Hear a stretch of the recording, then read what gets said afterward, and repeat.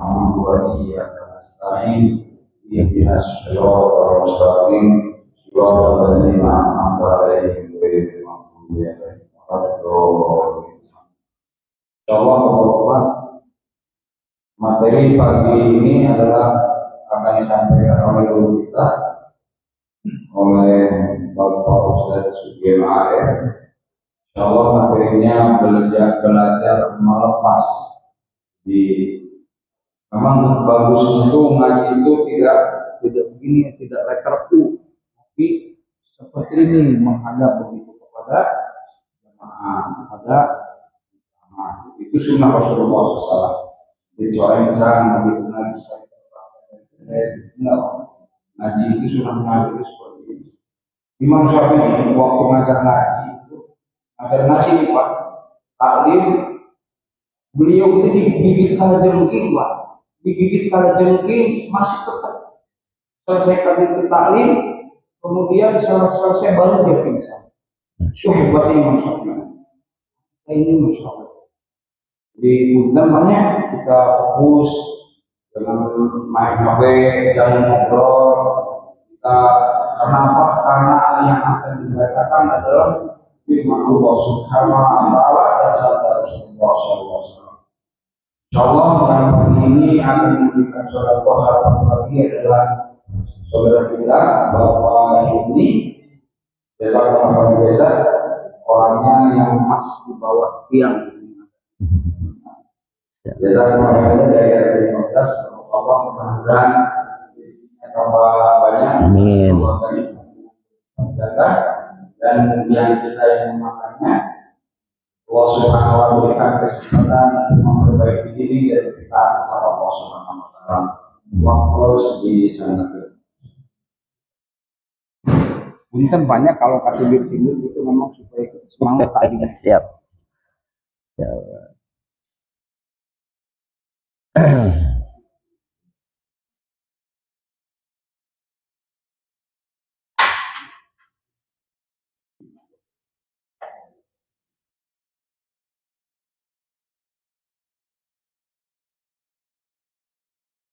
Assalamualaikum warahmatullahi wabarakatuh.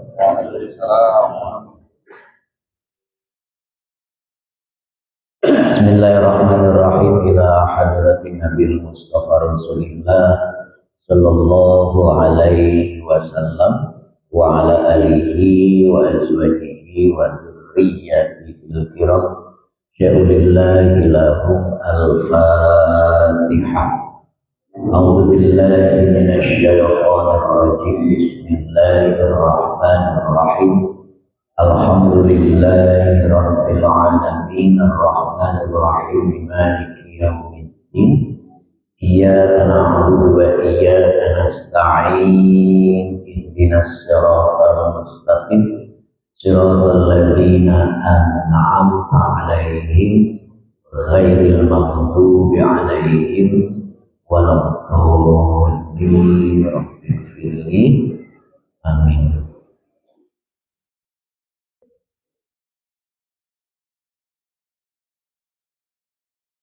Innal hamdalillah nahmaduhu wa nasta'inuhu wa nastaghfiruh wa na'udzu billahi min shururi anfusina wa min sayyiati a'malina.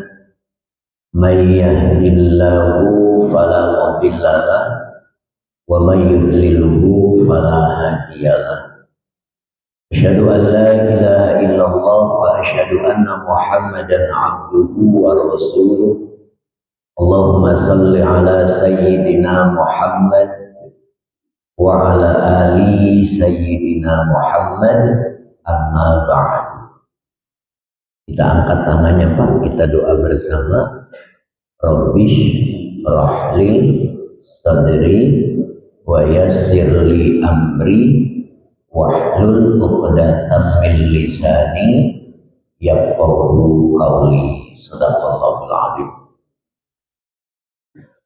Bapak-bapak dan ibu-ibu yang saya hormati, alhamdulillah pagi ini kita dipertemukan lagi oleh Allah untuk mengikuti pengajian rutin kita setiap Ahad subuh. Mudah-mudahan pertemuan kita ini Allah turunkan barokahnya, amin. Allah turunkan rahmatnya, amin. Allah turunkan maghfirahnya, amin ya robbal alamin.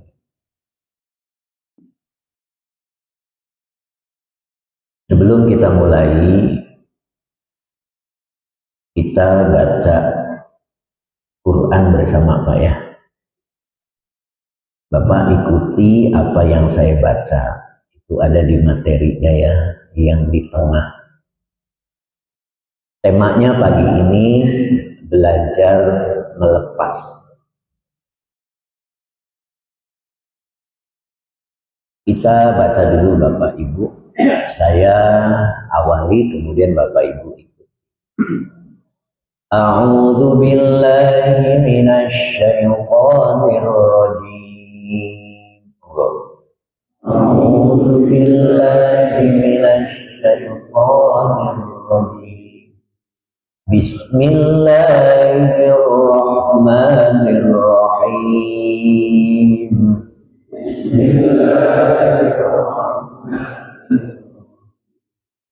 Wa 'alallahi fatawakkalu in kuntum mu'minin. Wa 'alallahi fatawakkalu in kuntum mu'minin. Ya. Wa 'alallahi fatawakkalu in kuntum mu'minin. Nah, kalau Bapak sudah dapat materinya, itu kita mulai dari tengah ya Pak ya. Bukan dari atas. Kita mulai dari tengah, itu ada ayat wa 'alallahi fatawakkalu in kuntum mu'minin. Ini barometer seorang mukmin, Pak. Sebelum saya jelaskan, kita coba bongkar dulu susunan kalimat di ayat ini, Pak ya. Wa 'alallahi fatawakkalu. Itu awal kalimatnya itu 'alallahi. Alaknya huruf jar, Allahi majrur. Terus ketemu fatawakkalu. Ada dua kata, ada fa, ada tawakkalu. Tawakkalu itu fiil amar, perintah. Kalian bertawakallah. Kalian berserah dirilah. Nah, pada umumnya kalimat itu harusnya fiil dulu, baru fa'il, baru ada jar majrur, Pak. Ini malah jar majrurnya didahulukan. 'Alallahi fatawakkalu. Nah, terus sebelum tawakkalu fiil amar ada fa. Ternyata fa-nya namanya zaidah. Fa-nya itu tambahan. Apa fungsinya? Untuk menguatkan. Kalau kalimat standarnya itu harusnya tawakkalu 'alallah. Harusnya begitu, Pak. Kalian bertawakallah kepada Allah. Tapi Quran tidak begitu kalimatnya. Tetapi 'alallahnya didahulukan. Kepada Allahnya itu didahulukan. Makanya boleh diartikan hanya kepada Allah kalian berserah diri. Jadi sepertinya Allah tahu bahwa kita tuh kadang-kadang tidak berserah diri kepada Allah. Gitu, Pak. Nyambung, Pak. Jadi Allah utamakan, simpen di depan, hanya kepada Allah. Gitu. Kalian berserah diri, itu fa-nya tidak diartikan. Itu mengandung makna litakidi, untuk menguatkan bahwa bertawakal itu hanya kepada Allah, tidak kepada yang lain. Tawakal teh naon sih Pak? Berserah diri, menyerahkan segala urusannya kepada Allah. Kalau Bapak menyerahkan urusan kepada seseorang, kira-kira Bapaknya kenal nggak? Bapak punya SIM, bukan SIM, STNK sudah habis. Cuman tidak ada waktu untuk Bapak urus.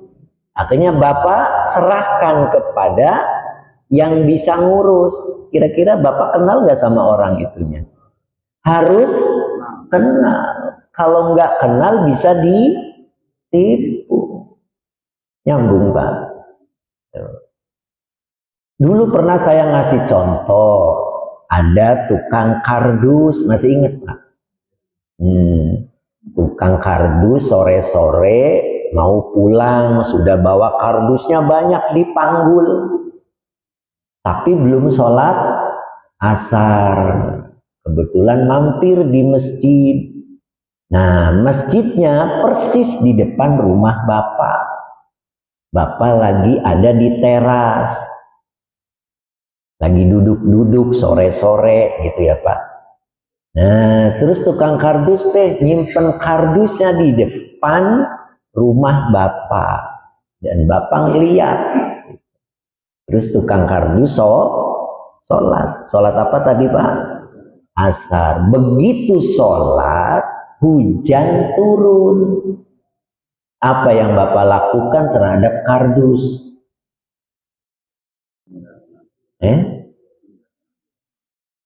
Benahi kardus itu agar tidak terkena hujan. Bapak ambil tuh, Bapak bopong kardus itu, angkat, simpen di tempat yang teduh. Bener Pak?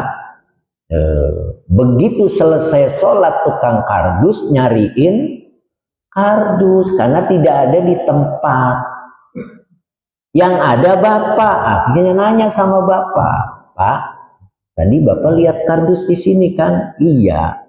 Kok nggak ada Pak? Tuh kardusnya sudah aku benahi di tempat yang teduh biar nggak kena hujan. Apa jawab tukang kardus Pak?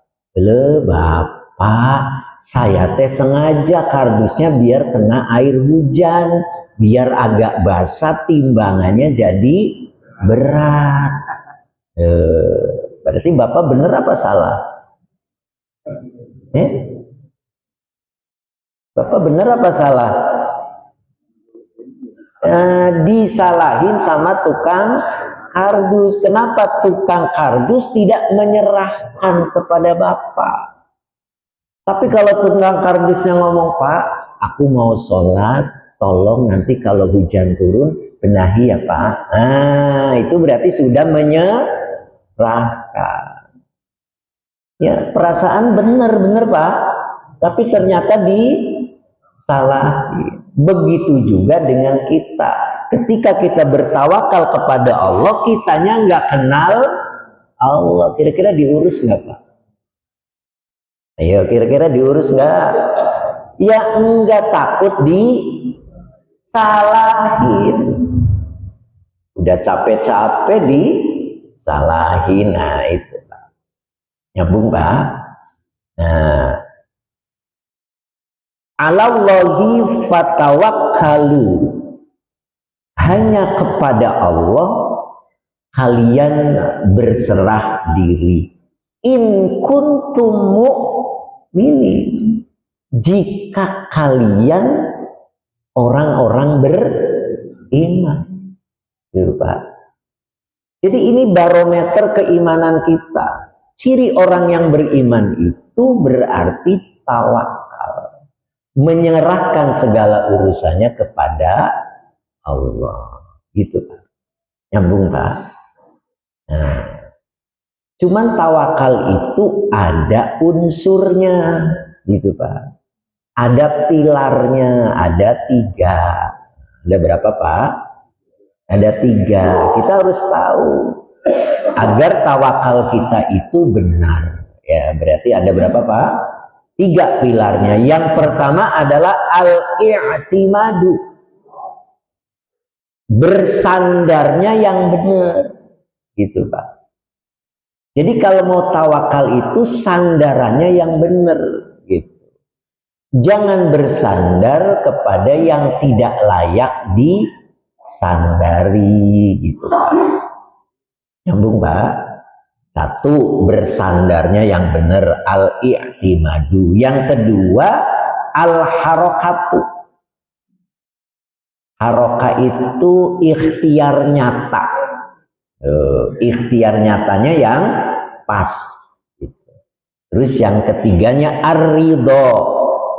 Ketika sudah berhasil, cocok atau tidak cocok, harus ridho.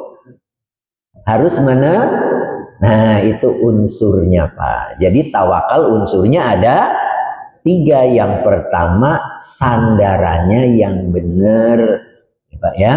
Terus yang kedua, ikhtiarnya nyata, tidak pakai jalan, nyata.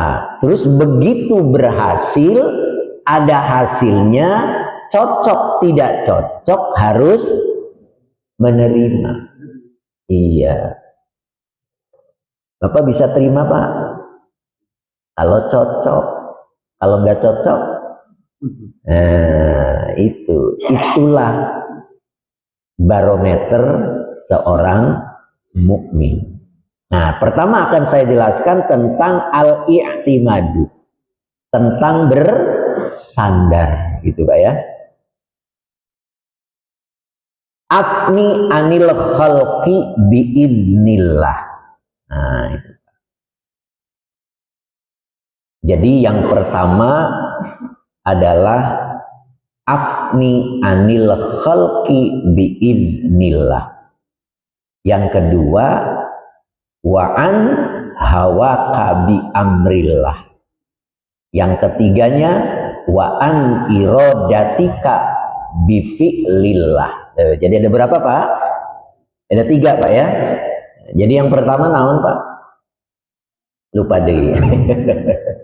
Yang pertama, afni anil khalqi, belajar melepas dari ketergantungan kepada sesama. Itu yang pertama. Yang kedua, wa'an hawaka bi amrillah. Yang kedua, belajar melepas dari dorongan jahat. Nah, itu namanya hawa. Dengan cara bi amrillah, dengan cara melakukan, mengerjakan apa yang diperintah oleh Allah. Terus yang ketiganya, wa an iradatika bi fi'lihi. Dan yang ketiganya adalah belajar melepas dari kehendak diri dengan cara mengikuti skenarionya Allah. Nah gitu Pak. Nyambung Pak? Pak, tunduh tuh. Kalau tunduh ya bobo ya Pak ya. Nggak apa-apa, nggak ada larangan ya. Saking percayanya sama Ustadz jadi bisa ngantuk. Orang itu kalau tidur itu nyaman, bener Pak? Nyaman. Ada nggak orang gelisah Pak? Bisa tidur tuh kira-kira? Nggak bisa. Orang gelisah nggak bisa tidur. Hanya orang yang nyaman yang bisa tidur. Saking nyamannya dibawa ngaji juga tidur. Nggak apa-apa Pak. Halal. Boleh gitu ya. Siapa? Ya, cuma tidak tahu pemandangan gitu doang. Bapak naik bus mau ke Jakarta, terus begitu naik matanya merem. Nyampe nggak Jakarta Pak? Nyampe, cuma tidak bisa ngelihat pemandangan gitu ya. Nyambung Pak? Jadi hari ini kita belajar melepas 3 hal ya Pak ya. Yang pertama, melepas dari ketergantungan kepada sesama. Yang kedua, belajar melepas dari dorongan hawa. Yang ketiga, belajar melepas dari kehendak dirimu. Ketika tiga-tiganya sudah bisa lepas, maka Allah akan turunkan laduni. Pernah dengar laduni, Pak? Ilmu laduni.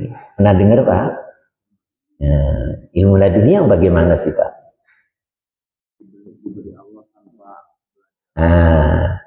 Allah akan berikan ilmu laduni. Fahina idzin tasluhu an takuna wi'aan li ilmillahi. Orang kalau yang tiga bisa lepas, maka hatinya layak menjadi wadah li ilmillahi, ilmu dari Allah yang disebut dengan laduni, gitu Pak. Nah, nanti kita bakal tahu laduni itu seperti apa. Itu ya Pak ya. Nyambung Pak. Ya, sekarang balik dari pertama.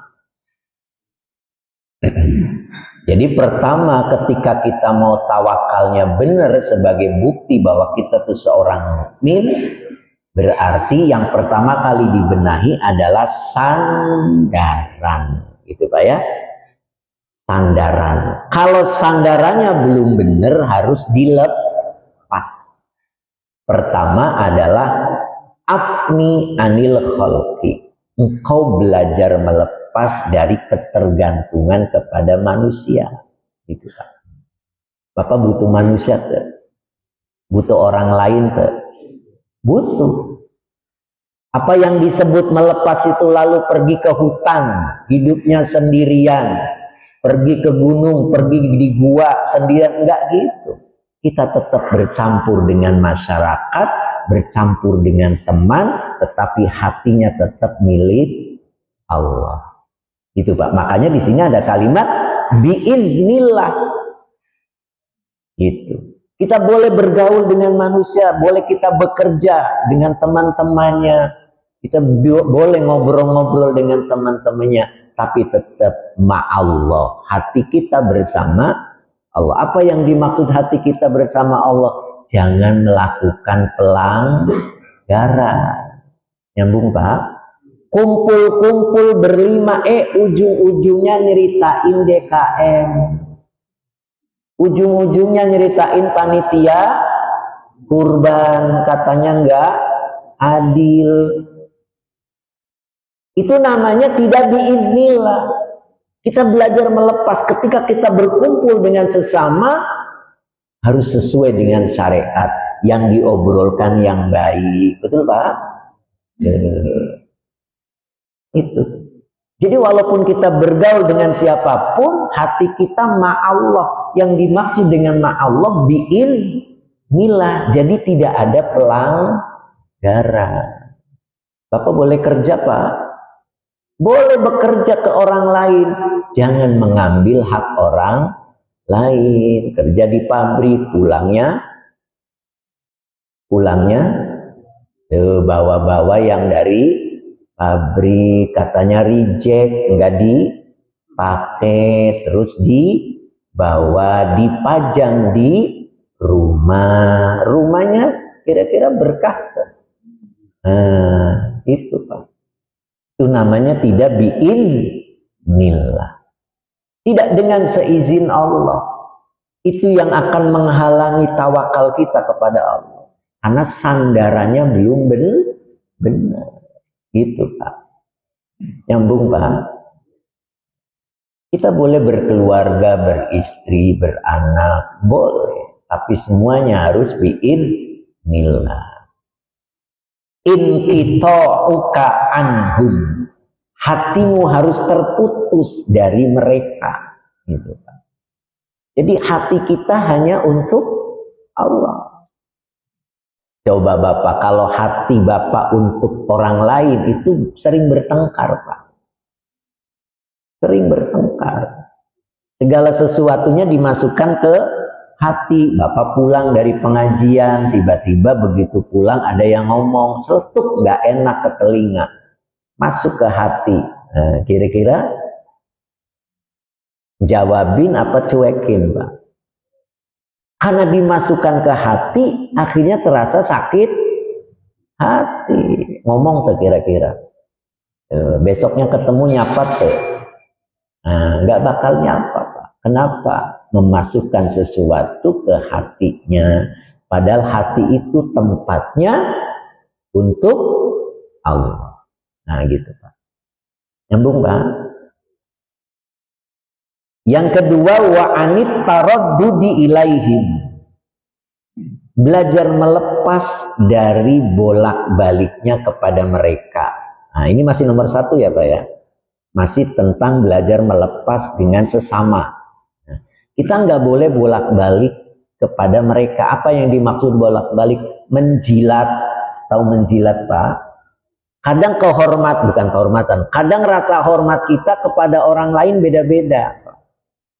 Beda-beda. Kalau orangnya kaya, Bapak teh seneng gitu, akrab, bener Pak. Kalau gitu, itu namanya anit taraddudi. Nah, kita belajar melepas dari bolak-baliknya, cari muka, nah itu lepasin Pak, gitu ya.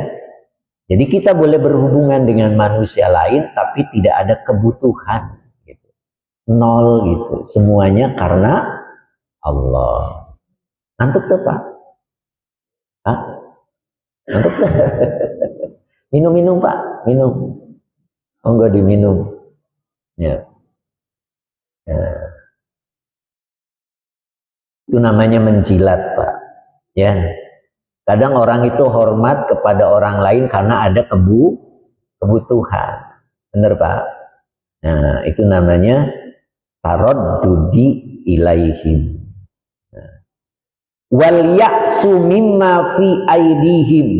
Belajar putus asa mimma fi aidihim, dari sesuatu yang ada di tangan mereka. Ngerti maksudnya Pak? Belajar putus asa bahwa yang dipegang oleh orang lain itu bukan milik kita.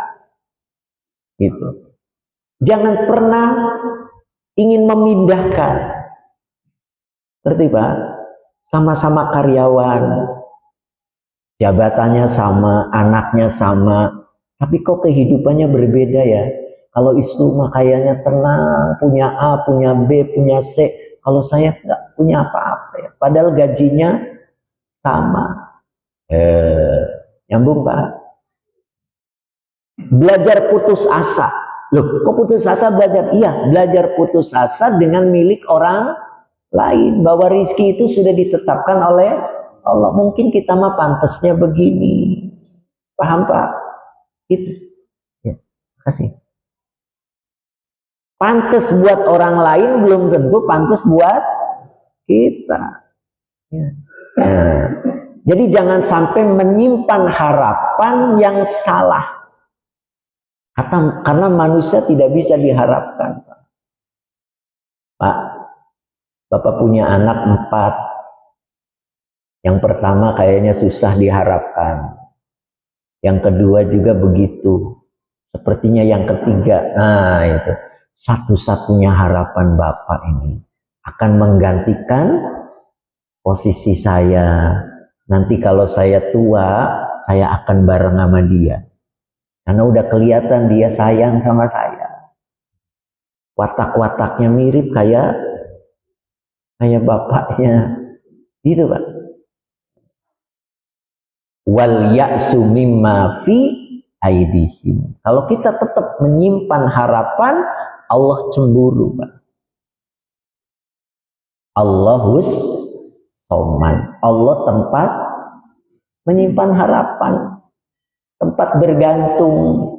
Jangan dipindahkan kepada selain Allah. Gitu. Anak yang Bapak harapkan justru nanti mengecewakan kita. Ya Pak? 2 kemungkinannya. Pertama, dimatikan muda oleh Allah. Apa yang kita harapkan nanti masa tua saya dengan dia, mati muda. Hancur harapannya. Betul Pak? Yang diandalkan ternyata lebih dulu dipanggil oleh Allah. Gitu Pak.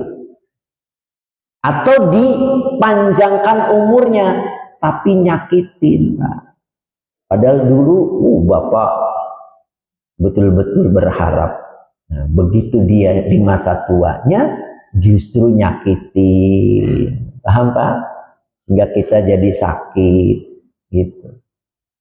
Sakit dibawa ke dokter, ya Pak?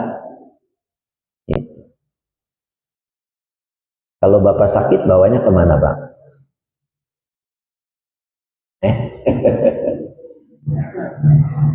Kalau terjadi sakit, kalau terjadi kesusahan, pertama kali yang kita lakukan adalah ke Allah dulu. Ya Pak? Karena yang mengirim siapa Pak? Allah. Yang ngirim penyakit itu Allah, bukan kita. Cuman diundang oleh kita. Bagaimana cara mengundangnya? Ketika kita melakukan dosa, melakukan dosa tidak segera taubat, itu pasti datang pada dua hal. Kalau tidak sakit, kebangkrutan pasti datang di antaranya.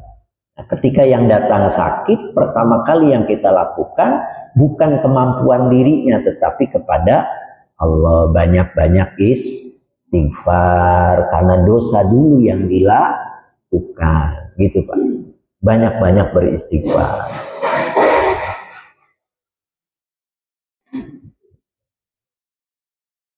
Sesudah beristighfar baru membeli obat. Ya Pak ya? Obatnya yang herbal dulu Pak. Yang herbal.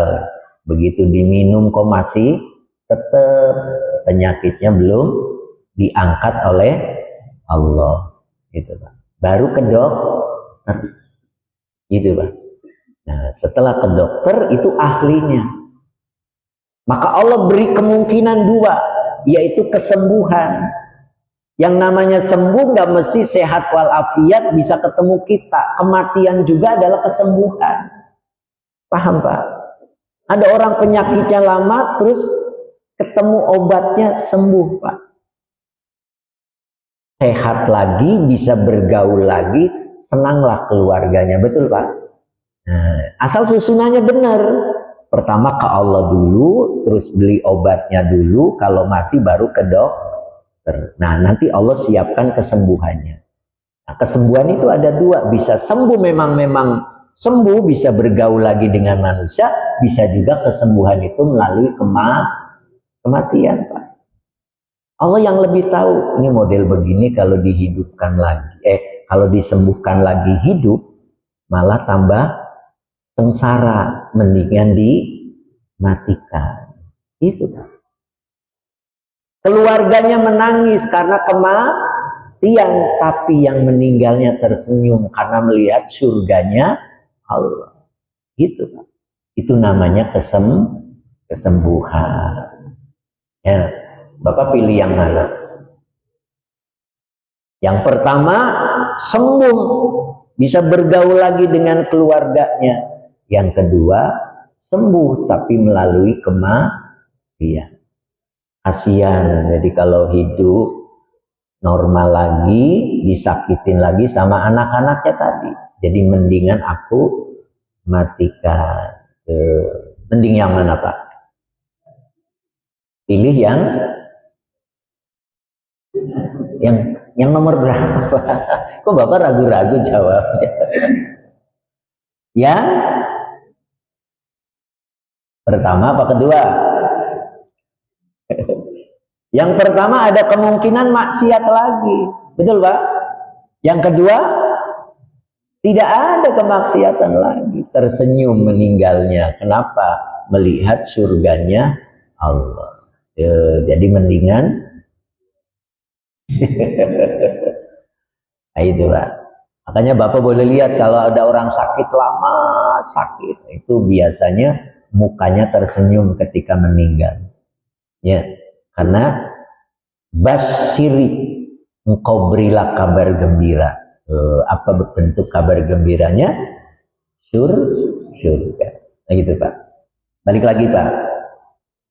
Jadi melepas ketergantungan kepada manusia itu pertama belajar memutus, hatinya memutus dari mereka. Jadi tidak keterkaitan gitu Pak. Semakin Bapak merasa memiliki, semakin sakit ketika menyakiti. Makanya kenapa ada orang rumah tangga ketika disakiti terus pengennya kenapa itu Pak? Padahal asalnya yang paling disayang itu Pak. Kenapa? Karena cintanya terlalu dalam. Harusnya yang terlalu dalam itu ke Allah. Gitu. Ya.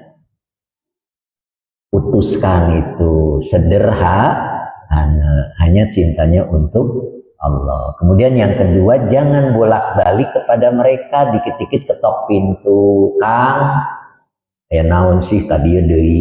Istrinya jadi curiga. Terus saya bolak-balik ke dia, naon sih Pak. Nah, gitu. Bapak sering bolak-balik. Apalagi umur-umur sekitar Pak.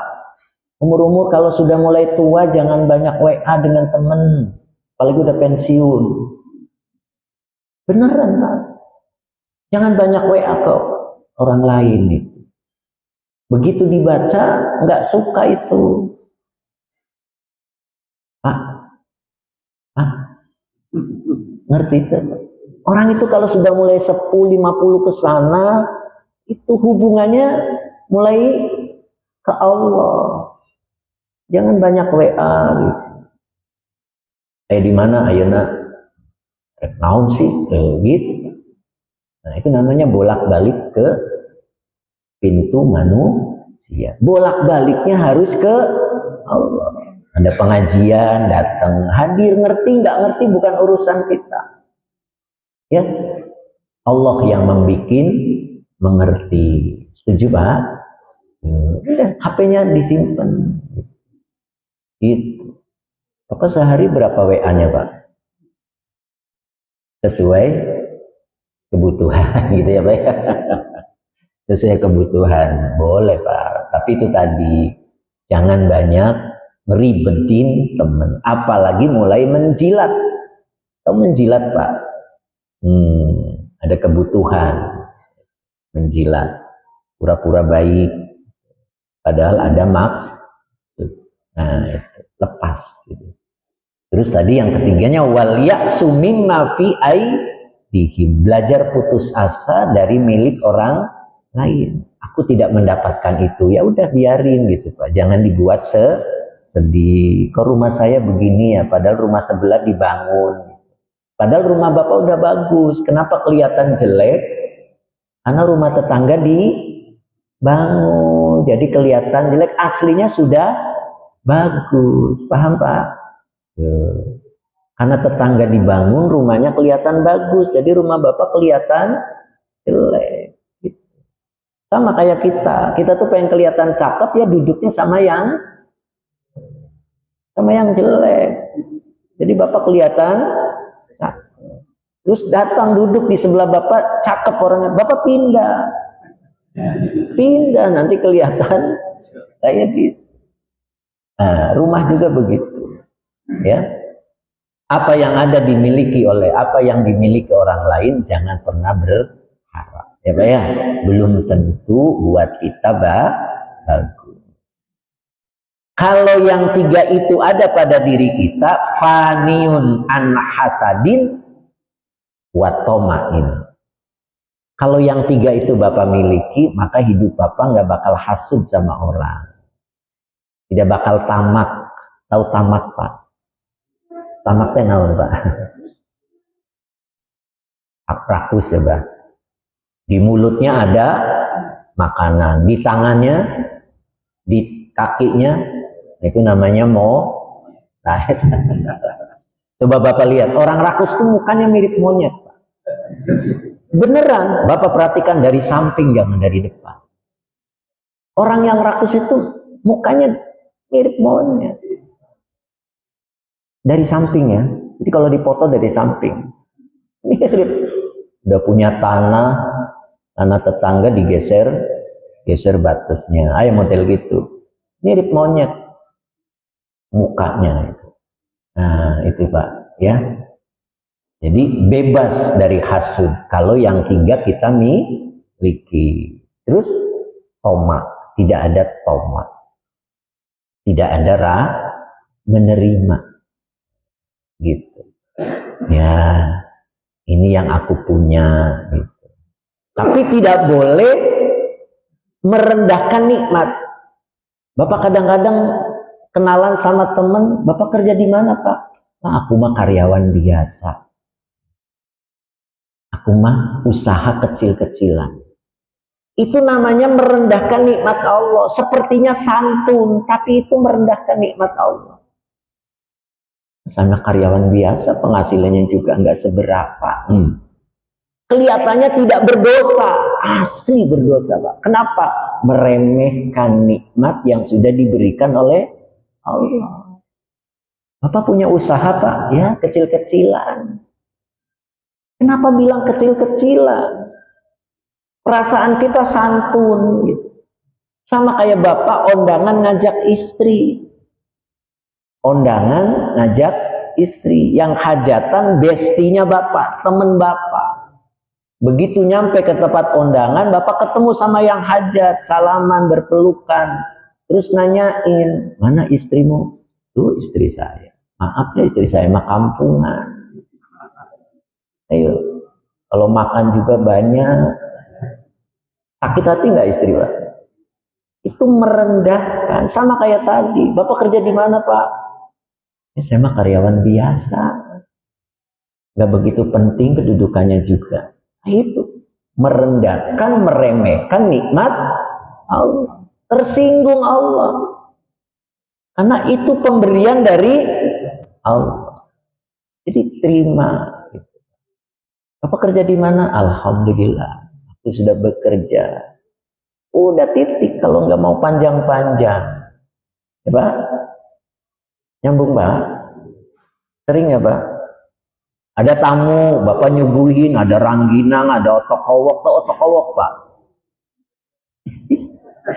Tahu rangginang Pak? Tahu otok-owok?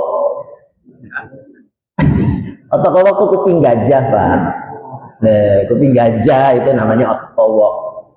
Tahu kuping gajah kan? Yang coklat kadang-kadang ada warnanya gitu, bulat-bulat. Enak kan Pak? Manis. Atau orang Cirebon namanya otok-owok. Tanya sama Pak Haji itu ada. Ya Pak Haji ya, bener ya, otok-owok namanya. Otok-owok Pak. Terus ada pisang, pisangnya pakai yang kecil-kecil. Pisang apa Pak? Muli. Terus Bapak santun. Nawarin, ayo Pak mangga dileet, tapi maaf ini makanan kampung, pisangnya juga kecil. Nah, itu merendahkan dosa itu kan? Ya cukup Bapak bilang ayo ngaleet, enak walaupun pisangnya kecil, rasanya bung, gitu ya Pak, gitu, angkat nikmat Allah gitu. Itu perasaan kita santun, merendah, tapi asli merendahkan nikmat Allah. Itu Pak. Bapak aja kalau undangan tadi saya cerita, temennya istri, itu Pak. Bestinya istri, terus ditanya mana suamimu tuh? Lagi duduk, lihat suami aku mah udah jelek, kampungan, pakaiannya juga norak. Merendahkan. Bapak kedengeran ya sakit. Kira-kira makan apa langsung pulang Pak? Langsung pulang. Sampai rumah derdor apa dordar? Nah, iya, kamu ngomongin aku kampungan, pakainya jelek, gitu Pak. Emang iya, lu bertengkar. Emang kamu mah bodoh, gitu Pak. Suaminya nggak ridho diomong bodoh. Kalau aku pinter nggak milih kamu istrinya.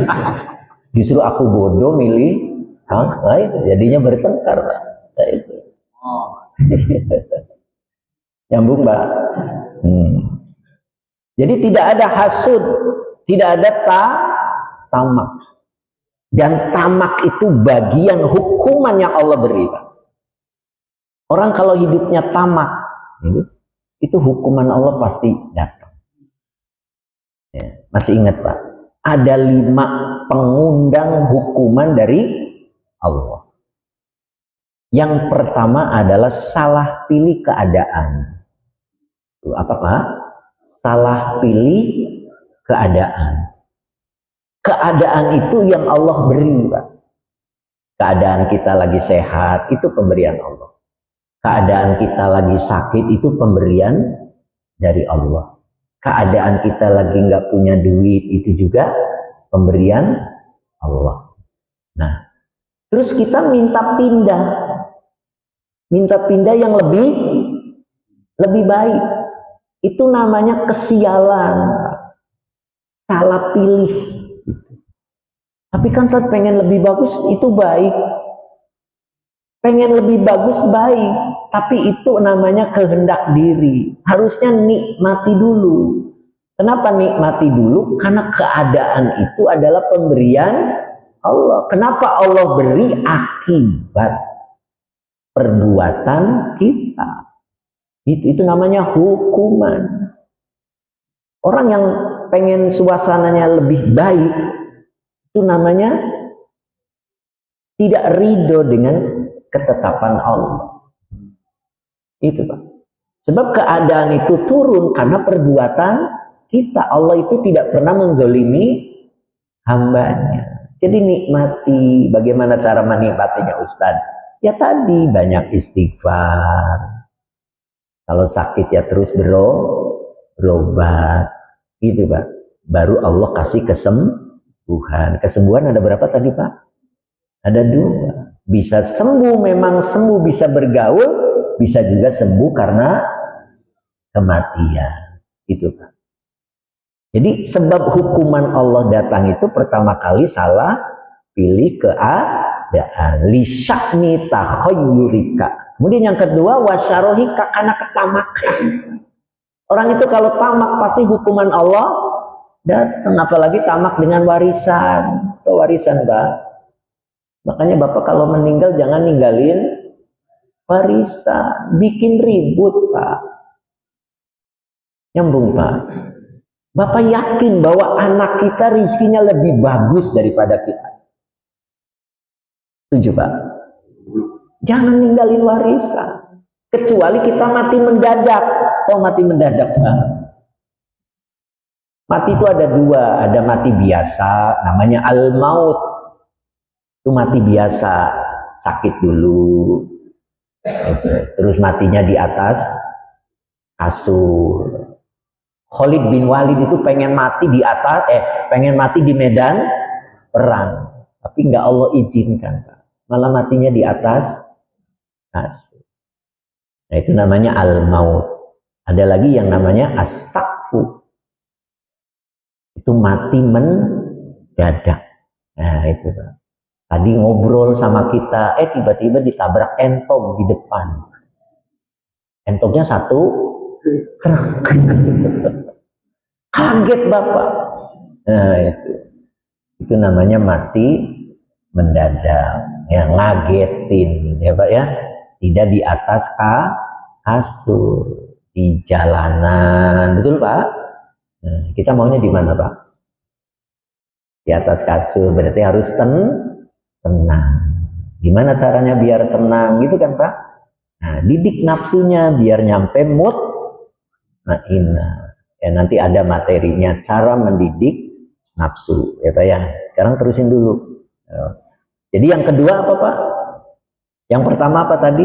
Salah pilih keadaan. Yang kedua tamak. Yang ketiga wakilati sobrika, tipisnya kesabaran.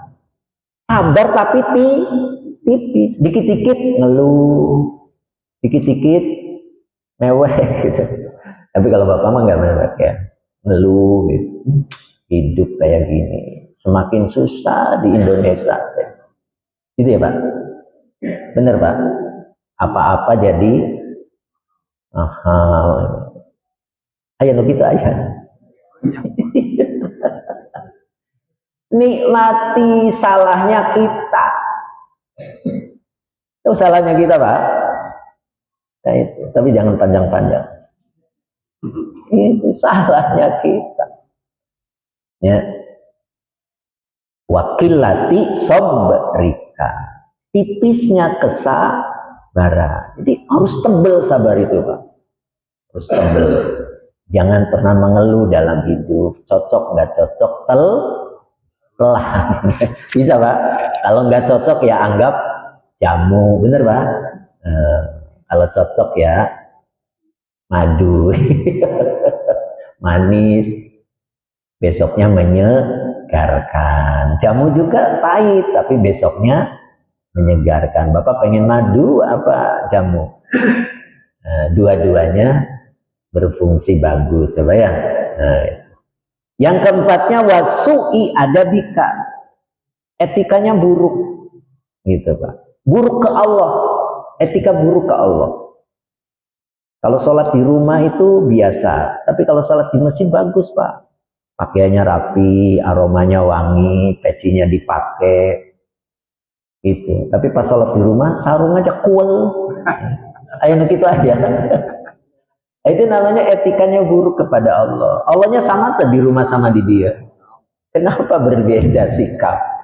Nah itu namanya etikanya buruk. Itu yang mendatangkan hukuman dari Allah. Dipanggil-panggil nggak nengok-nengok. Itu kan Pak? Dipanggil-panggil. Jumatan diumumin. Hari Minggu subuh ayat pengawasan. Dipanggil-panggil. Malam milih jogging. Saya melihat Pak, ada bapak-bapak sudah sepuh sama istrinya gandengan jogging Pak. Saya seneng banget Pak. Itu orang setia sampai sesepuh itu masih jogging bareng gitu Pak. Setia betul-betul. Udah sepuh Pak. Udah sepuh. Jalannya juga nggak bisa cepet pelan gitu. Tapi gandengan berdua gitu. Tapi saya sedih kenapa nggak pernah hadir di pengajian model begitu. Dia peduli dengan kesehatan jasmaninya, tapi tidak peduli dengan kesehatan hatinya. Itu Pak. Kira-kira lamaan mana Pak pengajian sama jogging Pak? Itu Pak. Itu yang saya sedih lah. Itu udah bagus, orang tua udah sepuh-sepuh, masih mau jalan berdua sama istrinya. Kenapa nggak pernah mampir di pengajian? Gitu Pak. Peduli dengan kesehatan jasmaninya, tapi tidak peduli dengan kesehatan qalbunya. Yang bagus dua-duanya kan Pak ya. Di pengajian kelihatan, di tempat olahraga kelihatan, di organ tunggal kelihatan tuh Pak. Kelihatan semua, malah paling depan udah pakai peci nyawer lagi. Ya tenan naon, sodako Ustaz, sodako. Ya sodako sama artis itu ya. Kayak gitu Pak. Terus yang kelimanya watarkir ridho bima halatika allati aqamtu fiha. Yang kelimanya adalah meninggalkan ridho. Orang yang meninggalkan ridho, hukuman dari Allah lambat laun pasti nyampe. Ridho itu naon Pak? Menerima. Lanjut lagi Pak. Sampai jam berapa Pak? Sampai selesai. Yakin sampai selesai. Pak Andri ada Pak Andri, Masya Allah. Nah, gitu Pak. Jadi sampai selesai bener Pak. Tuh. Pak Kus lihat tuh Pak Haji Kus masih panjang ya Pak Haji. Yuk kita kebut Pak. Itu baru satu ya Pak ya. Baru satu Pak, ngerti Pak? Melepas ketergantungan kepada sesama. Yang keduanya belajar melepas an hawaka bi amrillah. Belajar melepas dari dorongan jahat yang ada dalam diri kita. Karena hawa itu ada di dalam Pak. Manusia itu ada dua kehendak. Pertama yang namanya hawa. Hawa itu kehendak dorongan berbuat jahat. Nah itu. Nah, ketika kita bisa melepas, bagaimana cara melepasnya? Bi amrillah.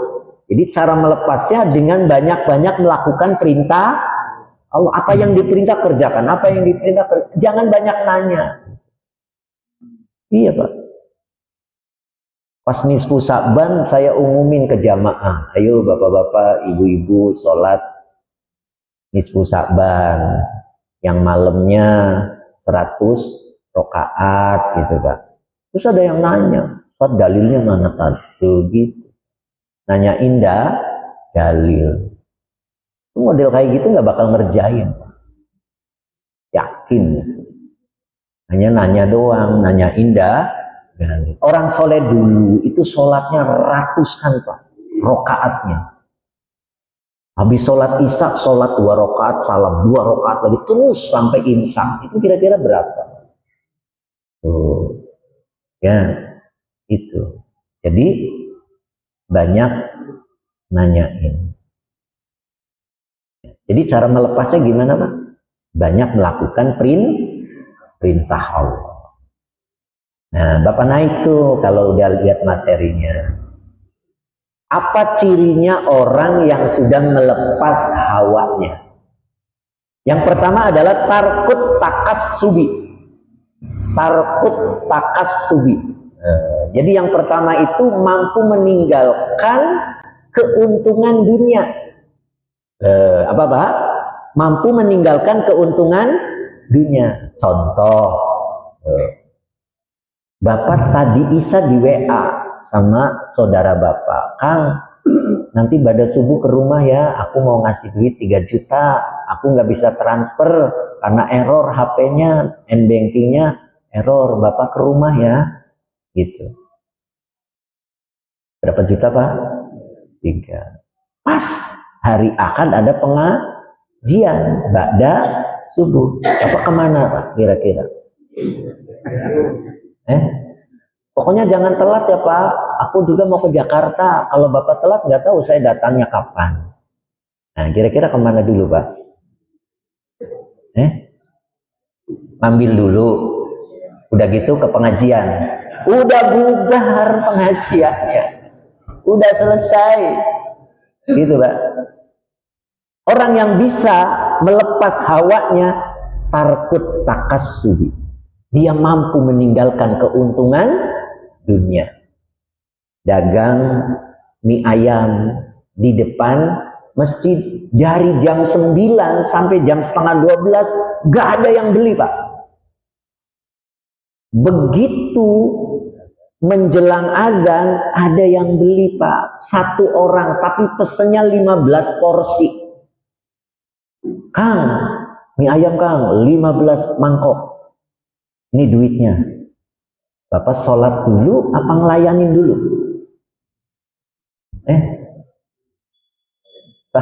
Kira-kira ngelayanin dulu apa sholat dulu? 10 menit lagi azan. Tapi nggak mungkin 15 mangkok 5 menit. Nah, kira-kira layanin apa sholat? Orangnya nungguin Pak di situ. Ayo. Orang yang hawanya bisa lepas, tarkut takassubi. Pak, aku sholat dulu ya Pak. Pokoknya aku jamin nanti saya anterin. Bisa Pak? Bisa tuh? Bisa karena belum berhadapan. Kalau pas berhadapan, iya. Bapak nggak sholat duhur Pak, kasih 500.000, mau nggak Pak? Apa nggak usah sholat duhur nanti siang, dikasih, ada yang ngasih 500.000. Bapak pilih 500.000 apa pilih sholat? Sholat yakin. Kalau sama asar saya kasih 500 lagi jadi 1 juta. Mau Pak? Duhur sama asar nggak sholat dapat 1 juta? Mau? Nggak mau? Oke. Suatu ketika saudara Bapak hajatan dan Bapak diminta bantuannya untuk menerima tamu. Didandanin Bapak pakai alas Sunda, cakep Bapak. Nah, duhur asar kira-kira sholat tuh. Nah, itu Pak. Itu Pak. Itu namanya tarkut takassubi. Orang yang sudah bisa melepas hawa tidak. Tetap memilih perintah Allah. Yang kedua, wa ta'alluqi bisababi fi jalbin naf'i wa daf'id dzarri.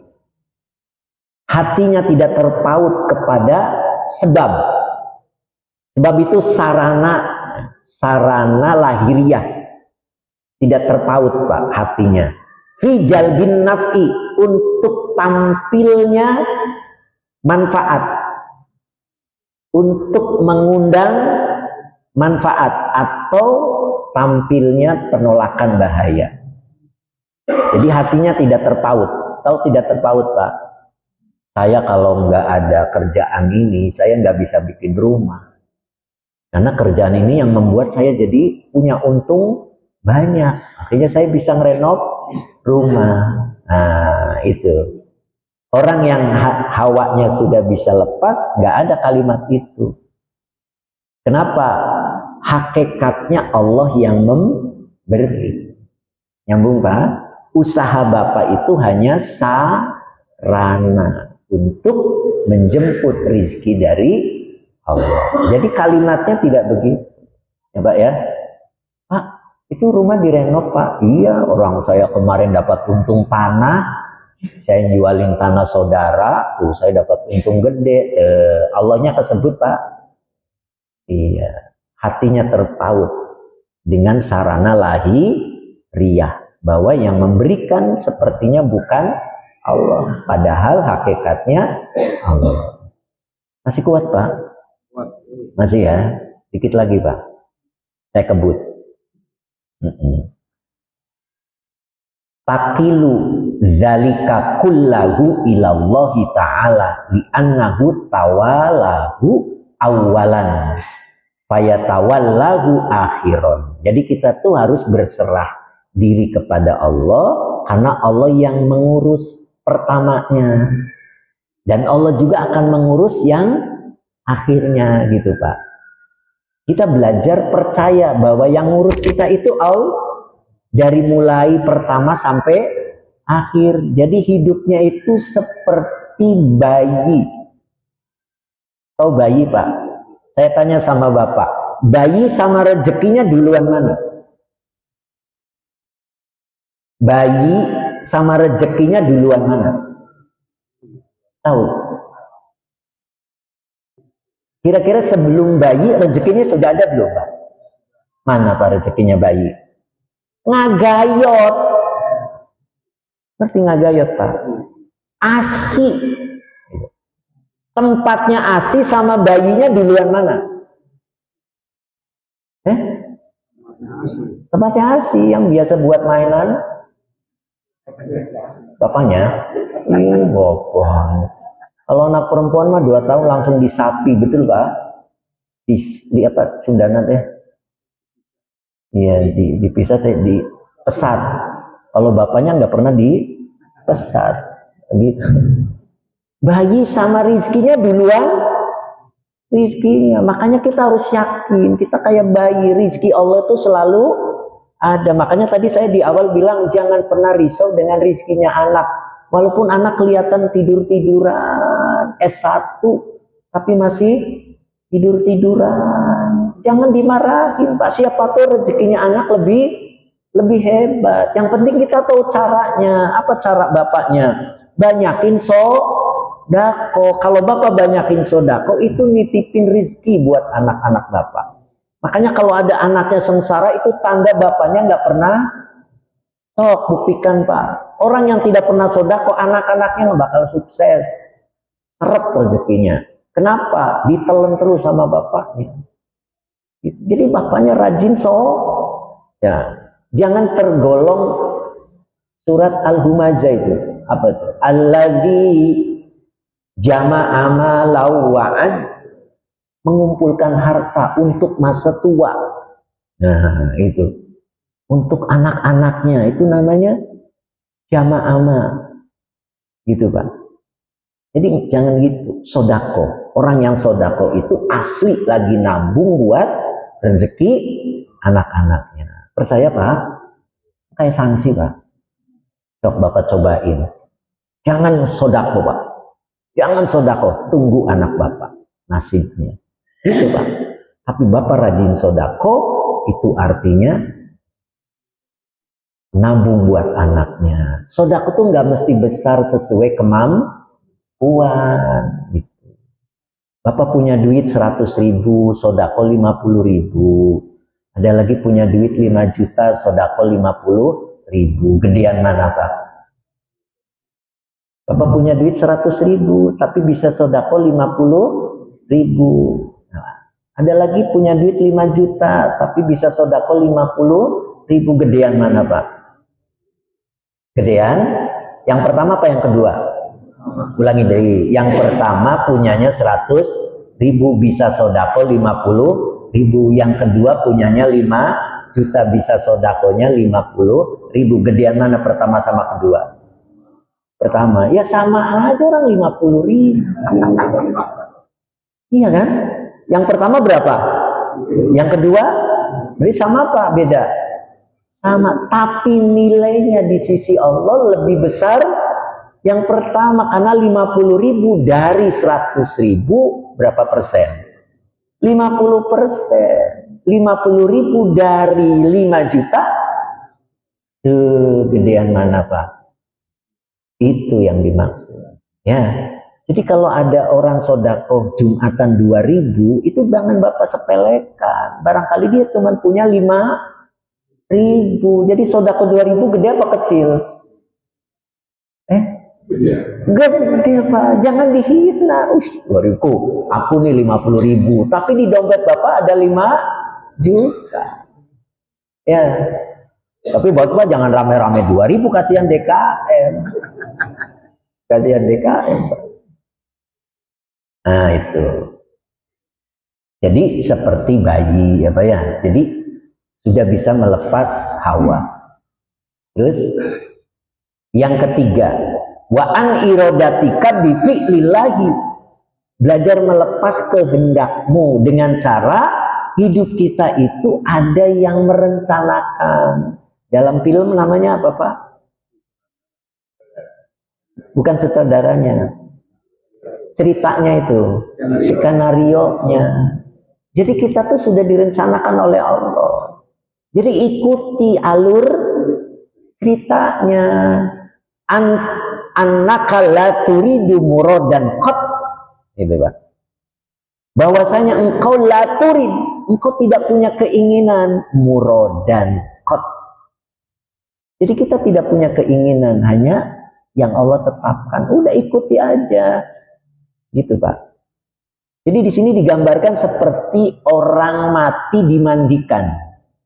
Coba Bapak lihat, orang mati dimandikan tuh nurut tuh Pak. Dikasih air panas kira-kira mau nggak? Kasih air dingin? Mau Pak. Dikasih sabun, disabunin gitu? Mau? Nggak disabunin? Kain kafannya loreng-loreng? Mau Pak. Nah kita tuh belajar seperti orang mati yang dimandikan. Ikuti kemauan Allah. Begitu ya Pak ya. Nah, ketika tiga-tiganya ada pada diri kita, yang pertama bisa melepas ketergantungan kepada sesama. Yang kedua bisa melepas hawa nafsunya. Yang ketiga, tadi kedua ya. Yang ketiga bisa melepas kehendakmu mengikuti rencananya. Kalau tiga-tiganya ada, nah fahina idin tasluhu antakuna wi'aan li ilmillah. Maka kita itu menjadi wadah li ilmillah, menjadi wadah ilmunya Allah yang disebut laduni. Nah laduni itu isinya 3 Pak. Bapak lihat ke atasnya, yufidullahu al ilhama wal hikmata was sakinata.